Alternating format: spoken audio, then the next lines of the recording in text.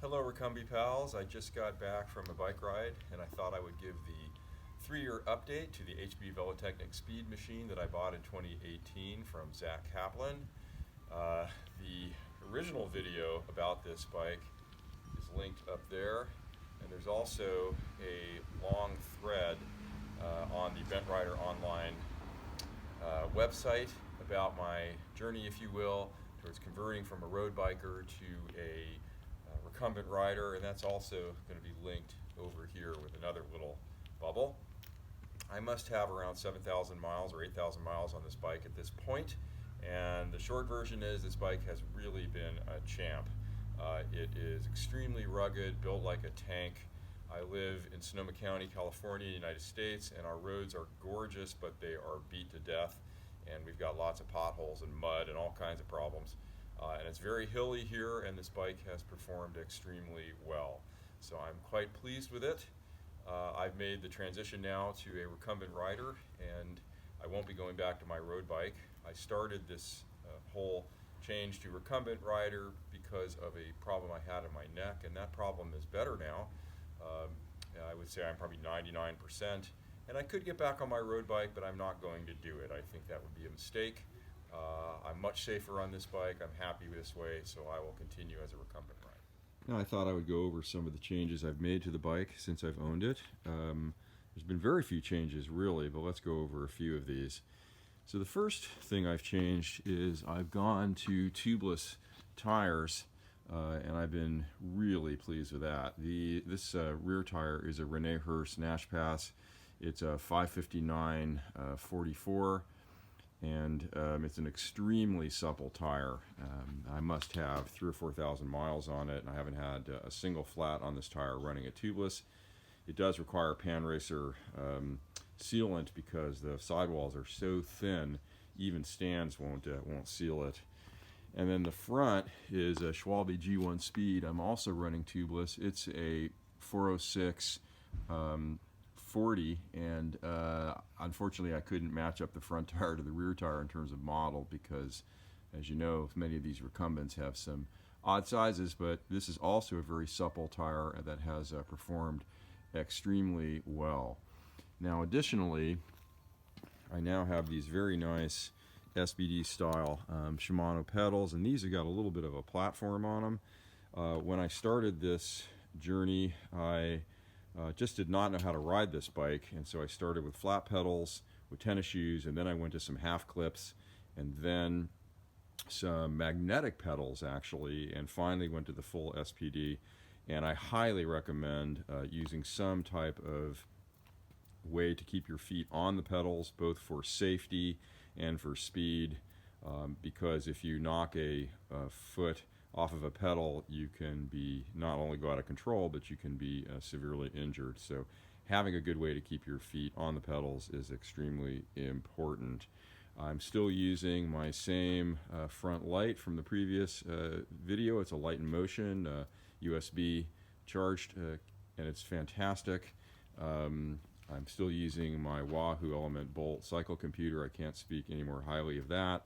This is a bell I put on here recently, pretty cheap but very loud. My mirror bell broke. I'm happy with this one. And then another upgrade I've made is I've swapped out the idler now to this TerraCycle idler, and I cannot speak more highly of this. It's actually a huge difference.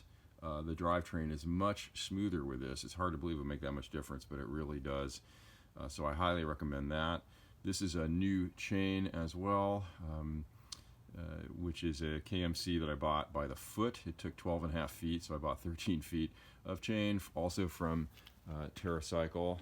This Carbent custom seat has been absolutely fantastic. I've been totally comfortable with it.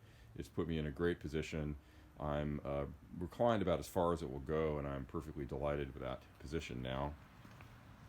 I additionally have a radar on the back of my bike now. This is a Garmin tail light that has, it's called the Varia, and it has radar, which the unit goes up to my cycling computer, and many of the cycling computers can support this.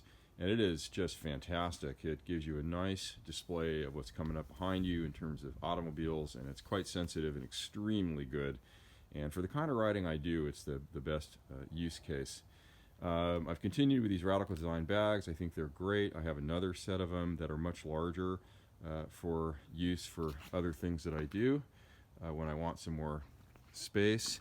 And then my water arrangement, I have multiple ways I can do this, but at the moment what I'm doing is I've got the water bladder coming out of one side of the Radical Design, and then I have a setup here with just a cheap little retractable chain setup, and it just brings it right up there for me. So that's been great. In terms of other aspects of the bike, to reiterate what I said 3 years ago, I have been delighted with the gear ratios on this bike.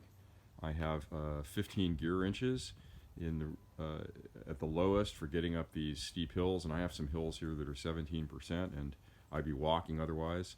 This bike is really stable at low speed. I haven't ridden any other recumbent bikes, so I really can't comment on them.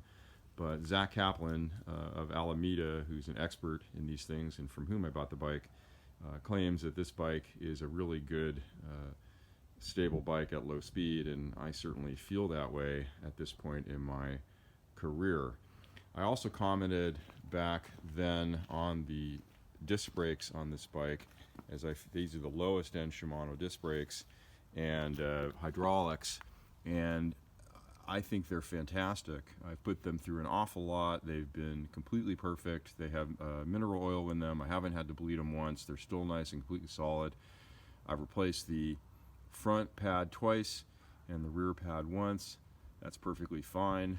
Other things I've replaced on this bike have included the rear derailleur cable twice. I've had to replace because it just has one spot that's a problem, but that's to be expected. I've replaced the front derailleur cable once. I've replaced one of these foam covers. That was pretty simple. I've replaced the chain, which I actually broke at about the 7,000 mile mark, interestingly. These are all routine maintenance issues, and I just don't consider them a problem at all. I've definitely learned how to take care of this bike in terms of doing the mechanical repairs on it now, and I feel quite comfortable with it. I am about to replace, or attempt to replace, the handlebars. These are the Bachetta 330 millimeter long reach, 18.75 inch width bars, and they're just great. I do like them quite a bit, but they are a little bit narrow if I'm wearing wider clothing, such as slightly baggy pants or even full-length gloves. I tend to rub my legs either against the gloves or against the handlebars. So I have some Rans bars coming that are a little bit wider but appear to be otherwise similar. I'll report back on what I think about those. Alright, recumbent riders, I thought I'd give one little lesson on how to start a bike like this. I call it the mash and go. You can be nice and comfortable in this position with both legs down. I just find sitting with one leg up ready to go and clipped in while holding myself with the other leg is very fatiguing. But both legs down is really easy. You just kind of sit there as long as you want. And then when it's time to go, it's very easy to get the leg up quickly and shove. So I call this the mash and go. When I'm ready to go, got my hands on the brakes, the light changes, I just give a quick shove, and I'm off.